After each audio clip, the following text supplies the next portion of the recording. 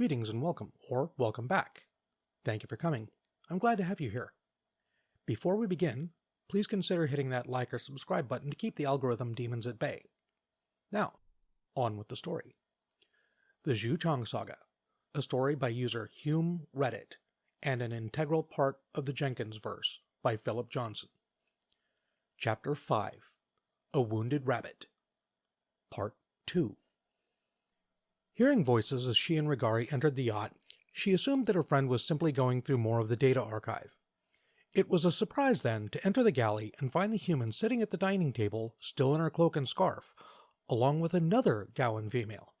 A Gaoian who had fallen on tough times, judging from her gaunt frame and matted, dirty fur.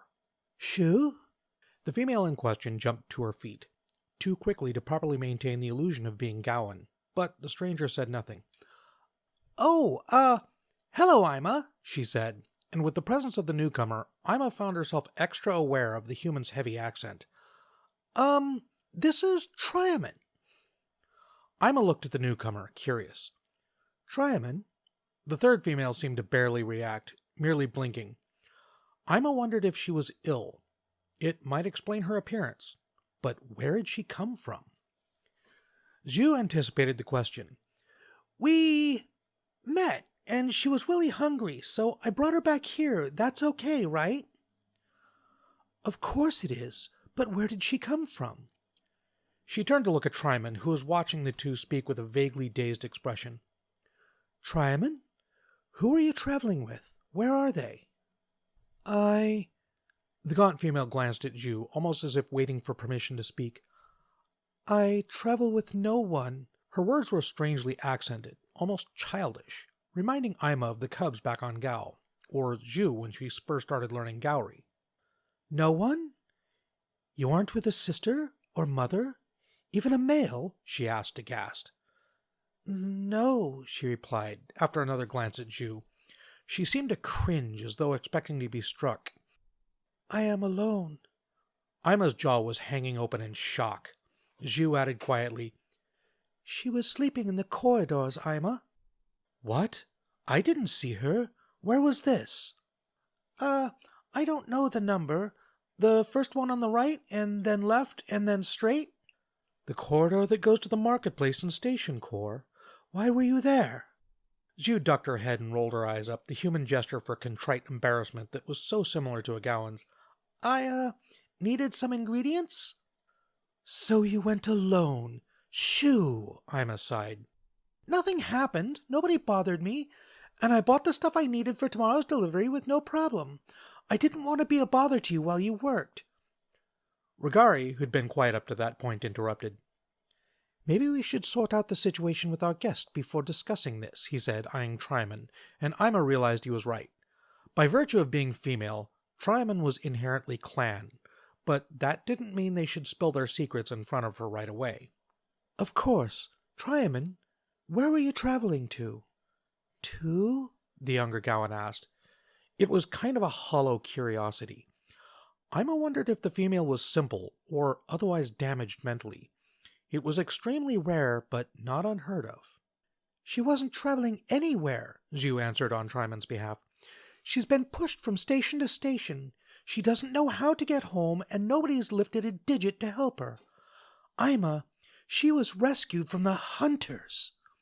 Ima's eyes went wide as everything was explained. There had only ever been one sapient recovered from the hunters, and not because they were rescued, but because they were sent by the foul species. It was Rigari who said it out loud. "You are the Gaoan female who delivered the hunter ultimatum," he said calmly. But he was looking at Triymin with a critical eye. "Yes," she answered, shrinking a bit from his gaze. "The Dominion dumped her onto a station after they were done questioning her. They didn't offer her a way to get to Gao, or even help on how to do so. Then, because having a homeless Gaoan on a major station is embarrassing, they just pushed her onto a ship going in any direction and got her out of sight." Ima could hear the quiet fury in Xiu's voice. The treatment of Triymin echoed the treatment of the human stolen from Earth and left to rot on stations and planets around the galaxy. At least, that is, until the hunters declared their great hunt via Triymin herself, and suddenly it became worthwhile for the human problem to be addressed by the lazy, heartless expedient of killing them. Xiu didn't even think about how Triymin was part of the reason she had to hide. She only saw a fellow sapient, a clan sister even, who had been mistreated. "You want us to take her in?" It was a statement, not a question. "Well..." Brown eyes flickered over to the newcomer, who was watching her fate being discussed with helpless detachment. "We can't leave her here to starve on this station." Ima lifted a paw. "I'm not saying we should, but we should be careful, for her sake as well as ours." She turned to look at Regari. Although the male rarely told them what to do, they respected his knowledge and ability to keep them safe, and unlike many Gaoian males, he didn't simply spout what he thought the females wanted to hear. When he spoke, they both listened. He looked at Triymin with an evaluating gaze, then turned to Xiu. "If she's to travel with us, she'll need to know about you," he pointed out.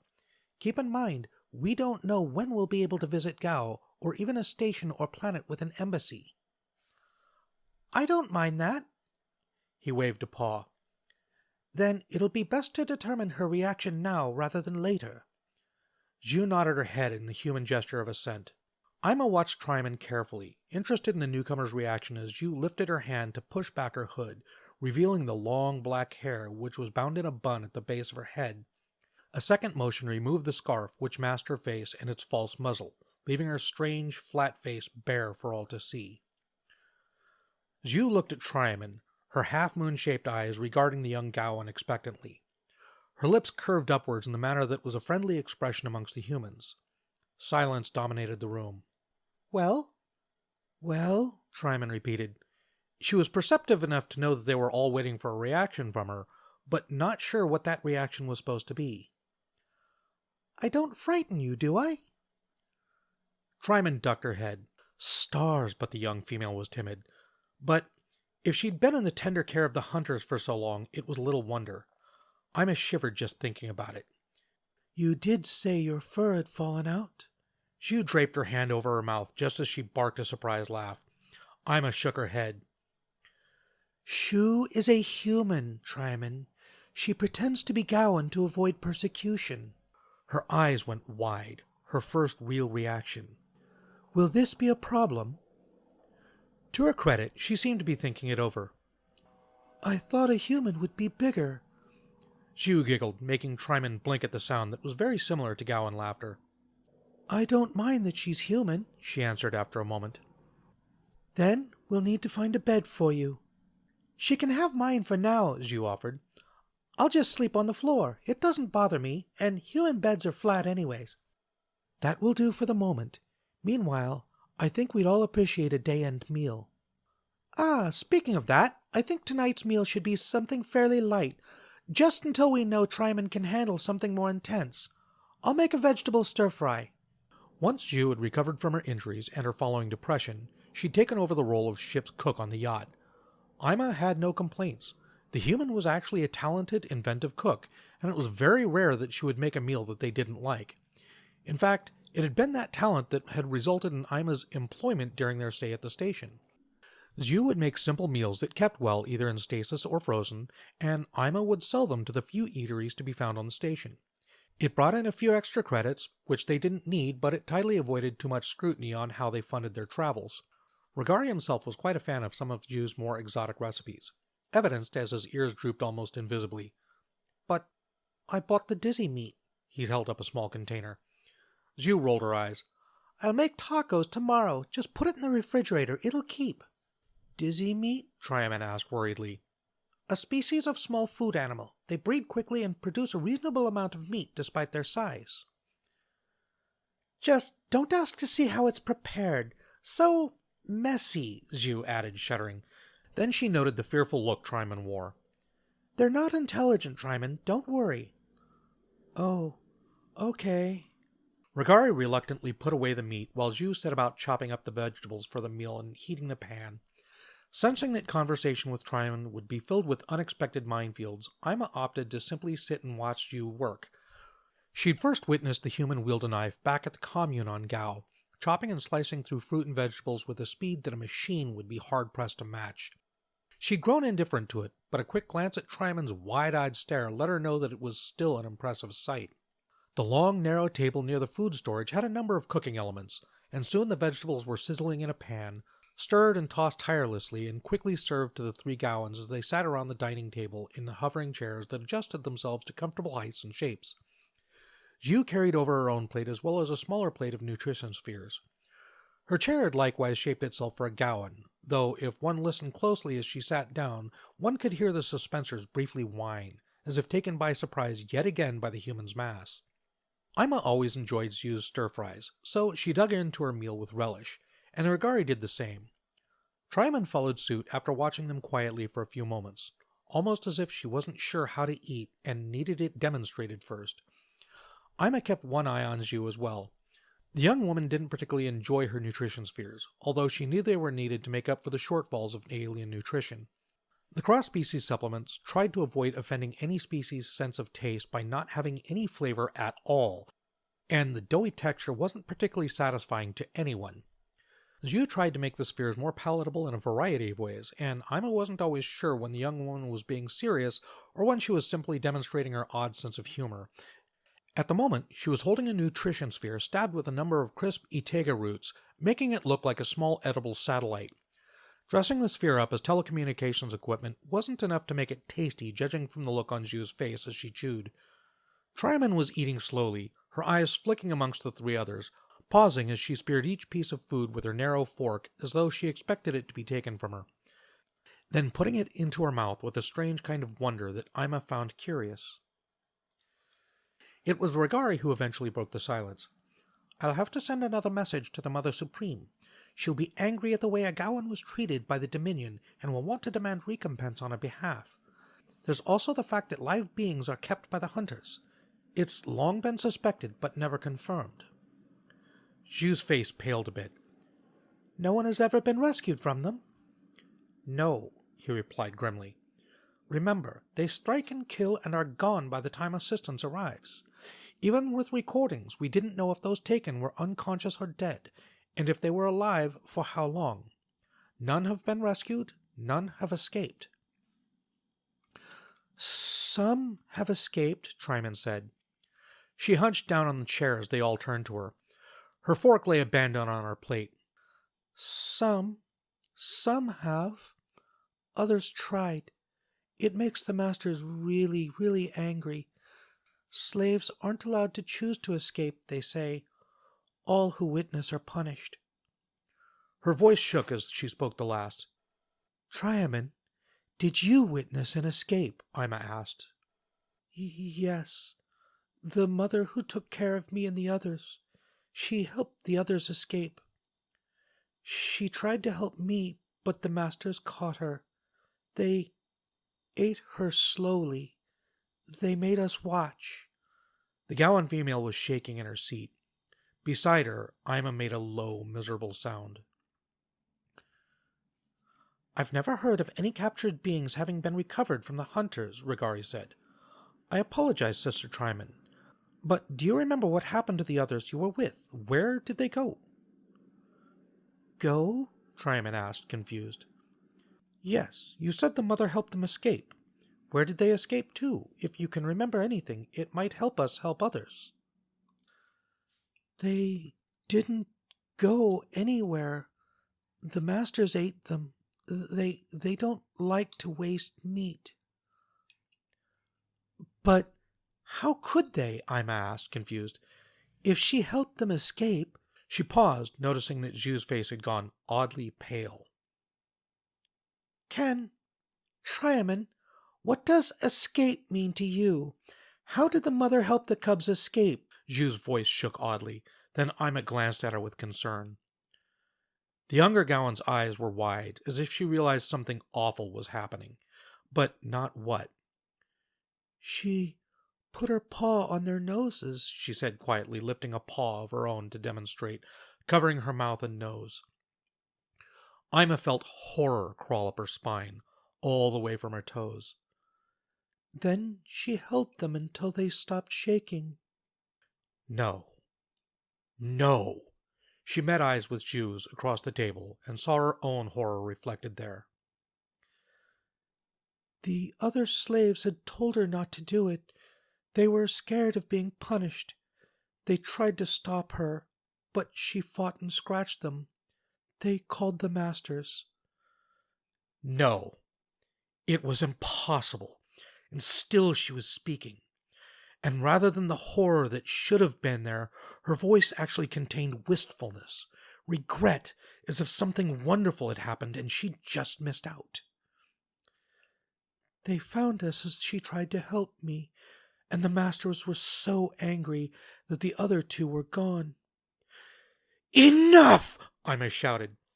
She was on her feet, though she didn't remember standing, and her unsheathed claws scraped across the surface of the table. Regari and Xiu stared at her in astonishment, but she didn't notice them. Nothing existed except for the outrageous tales, the blasphemy, and the one who dared speak it. Liar! She hissed. What you say is impossible! Triymin was hunched down as if expecting to be struck. Xiu was on her feet and reached out a hand to the furious mother. Ima! It is impossible, she snapped. A mother would never do such a thing. We would never harm a cub, nor will we ever allow it to happen. We would die first. You are lying! I'm sorry, the newcomer said in a shaky voice. She just found her timidity even more infuriating. Stop apologizing and tell the truth. Is this why the hunters sent you back? To spread horrible lies, this filth you spout? Ima, enough! The entire room was shocked into silence. Ima had never heard Xiu use that tone of voice with anyone, and never before had she been on the receiving end of a human glare. It was easy to forget that her clan sister hailed from a world that was the deadliest to ever produce intelligent life. But for a brief moment it was visible in Xiu's eyes, and Ima found herself cringing, much like Triymin. Xiu seemed to realize it, and her gaze and voice softened. She's not lying, Ima. Look at her. She doesn't know how. Her muzzle worked without sound, her throat dry. It's impossible, she rasped, unable to say anything else. The light, delicious meal they'd just finished sat like a lead ball in her stomach. How could her sister, her friend, defend such obvious lies? Xiu looked at her with a mixture of sympathy and regret. Ima? But the Gaoian mother had already spun and stormed out of the galley. The chair she sat in was shoved out of the way, slowly gliding to bump against the wall. She made her way to the sleeping room, the newcomer's tale still echoing in her ears. The lights weren't configured to rise when someone else entered, so as not to wake someone who might already be sleeping, and the dimness was welcome. Regari's nest bed sat nearest the door, while Xiu and Ima had theirs nearest the viewports that looked out on the stars while they traveled. Despite all she'd been through, Xiu loved the stars, and Ima simply preferred to sleep near another female. At the moment, though, she wished there was more distance between the two beds. She moved over to her own and sat on the edge, and the angry energy which had carried her that far suddenly abandoning her. She faced away from the door, but she heard it open and saw the light spill into the room. Then it closed, and they were cast back into near darkness. It was a long moment before Xiu spoke. Ima, are you okay? Such a stupid question. She found herself growing angry again. No, I've just been told a Gaoian mother, murdered the cubs in her care. I am not okay. I'm not saying you should be, but Triymin, it isn't her fault. She's a victim, just like the others, Ima. Still you defend her, she hissed. Her paws were clenched, her claws slipping their sheaths. There's more to it than what she says. There has to be. A mother wouldn't do what she said. No member of our clan would. I would, Xiu replied. Startled, Ima spun to stare at her. The human stared straight back, her dark eyes glittering in the meager light visible through the viewports. I love Myan, you know that, Xiu continued, her voice quiet. But if we were caught, if we were trapped by the hunters and there was no hope, I'd do it. I wouldn't let them torture her the way they torture all their food. I'd kill her because I love her. She couldn't believe such words were being spoken. Couldn't believe a being she called clan would say such a thing. "It's not the same. You're not—" She stumbled to a halt. She'd forgotten Xiu was always eager to help, so eager to learn, just like any of the cubs she'd helped raise, just like any sisters she'd grown up alongside. She'd forgotten... Xiu knew exactly what she'd been about to say. "Go ahead, say it. I'm not Gaoian. I'm not a real sister. After all, it's true, isn't it?" She turned and walked towards the door, graceful and strong, and alien. "Apparently, Triymin's mother wasn't one either." The door slid shut. On the 5th level of the station, there was a popular multi-species lounge and eatery.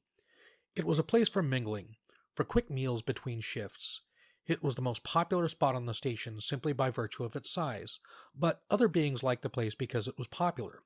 So many chattering sapients helped drown out those who spoke more quietly, discussing matters that wouldn't be met with wide approval. Outside this eatery stood a single Corti, looking at the establishment with a mixture of disgust and trepidation. Astum hated mingling with the common rabble, so mundane and ugly and stupid. Hated it. It had been noted in his youth that he was antisocial, even for one of his species. Only noted. It wasn't as if Corti society really cared, and it wasn't as if it ever held him back. He studied alone on his ship, wandering from system to system, experimenting to experiment. The social contact he avoided was never missed. Among the Corti, there were only ever really two motivations: curiosity and profit. The two were intertwined. Profit supplied resources for experiments to satisfy curiosity. Experiments, properly applied, would yield profit. On and on it would go. If he lacked in social graces, Astum had curiosity and greed in spades. He'd missed out on the human rush, although that was likely for the best, considering the horrific fatality rates amongst the crews that abducted the newfound species. The others had been blinded by rote by the routine prospects of bringing already established cybernetics and commodities to the new species. Safe, easy credits favored by the foolish and careless, and they'd paid for their laziness and lack of imagination with their lives. Astum, however, had learned from their stupidity. He'd realized how ferocious this new species was, and that was the secret to credits beyond imagination: their ferocity. He had no use for slaves himself. Slaves had to be fed, else they died or rebelled. He really didn't have any desire to deal with the bother of obedient scholars or slave implants. Droids did everything he required without sweat or stink or stupidity. Unfortunately, there was occasionally a task that needed muscle and a piece of meat to accomplish it, no matter how substandard that piece of meat was. Usually that task involved shooting something. It was always easier to send an alien to die than a valuable robot. The Kelsey War was proof of that. They would always just breed more. It was just such a requirement that had Astum standing in front of the eatery, repressing his revulsion, squaring his shoulders. He proceeded inside. The interior was lit in subdued yellows and blues, the lights most compatible with the widest variety of species. Most of the tables were of the standard hover variety, adjusting themselves to the heights of the inhabitants. Near the entrance was a table surrounded by a group of raucous Vizcatic laughing and joking amongst themselves as they shared a large bowl of suksik leaves. A pair were playfully shoving at one another, bumping into Astum as he passed. He glared at them, but they didn't even notice, so he hurried past, fuming. He knew where the two sapients he wanted to speak to were likely to be, and so he hurried to the rear corner of the lounge. And, thank the stars, there they were. Voirag and Muntib. Few sapients bothered to learn the names of the pair. Most simply referred to them as something that would translate to English as the Borg brothers. Locale were solitary but sociable, lacking the need to be amongst their own kind that was the trademark of the herd races like the Governor Agavendragon, but neither as discomfited by it as Astum's own species. The exception were twins. Amongst the locale, twin males or females were bonded for life, from their births to their deaths, rarely leaving each other's sides. It made it very unusual to find a twin pair that had chosen life as mercenaries. Eschewing the relatively peaceful nature of their species and grand, elegant architecture of their people, all in favor of the wildness and excitement of combat. Voirag and Muntib were just such a pair. Their choice of profession had not been kind to them, the pair being badly injured in a bounty hunt gone wrong. A Corti fugitive, hunted by the Directorate, had left a bomb that the two had blundered into. Now both were almost more synthetic than organic, since the two relatively ordinary mercenaries had lacked the funds for a full, proper regeneration. The irony of it all was that because of their prosthetics, their combat efficiency had improved substantially. Now the two were relatively well known and respected in their corner of space, though not so successful that they'd be difficult to negotiate with. Astum knew what coin would buy their loyalty.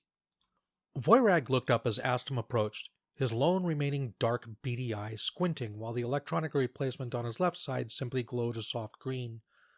Both arms on that side were likewise artificial, while one of the hands on his organic side held a tall glass of garm. Aston could smell the bitter concoction from where he stood, and had no idea why any sapient creature would voluntarily drink it. Maybe a human would, but their odd neurology had made them irrational at the best of times. "Asked him," Voyrag greeted, not sounding pleased at all to see the comparatively tiny Corti beside him. Muntib blinked stupidly. The other brother still had both natural eyes, but had suffered much worse regardless. All but one of his arms were prosthetic, as were both legs like his brother's. 3/4 of his bulbous chest was covered in polymer sheaths, compared to only about half of Voyrag's. However, the worst of Muntag's injury had been beyond the ability of any cybernetics. Unlike his brother, who had merely lost an eye, Muntag had taken shrapnel from the bomb into his brain. The result was that Astum saw before him a sapient who barely knew where he was standing most of the time. He could speak and fight, but without his twin, Muntib would likely have been institutionalized. Neural repair was possible, but indescribably expensive. Astum knew that Voyrag scrimped every credit the pair of mercs earned, sinking it into a fund to pay for time in a regenerator for his brother. "Voyrag," Astum replied, not even bothering to acknowledge Muntib, "I've come to offer you a job." "Really now? Then sit and have a drink and we'll talk." He took the seat the locale gestured towards. Because the table was set at a height suitable for the two others, the hovering chair lifted him up to its level. Astum didn't bother ordering a drink. He wouldn't dare set his lips against any dishware offered by this establishment. As it was, he was going to be taking a scouring shower when he returned to his ship. Fortunately, the merc wasn't offended. He was well educated in Astum's distaste for anything organic. Voyrag sipped his garm and looked down at the scrawny alien. "So, you have a job? Another planetary grab? Or do you need us to deal with a competitor?"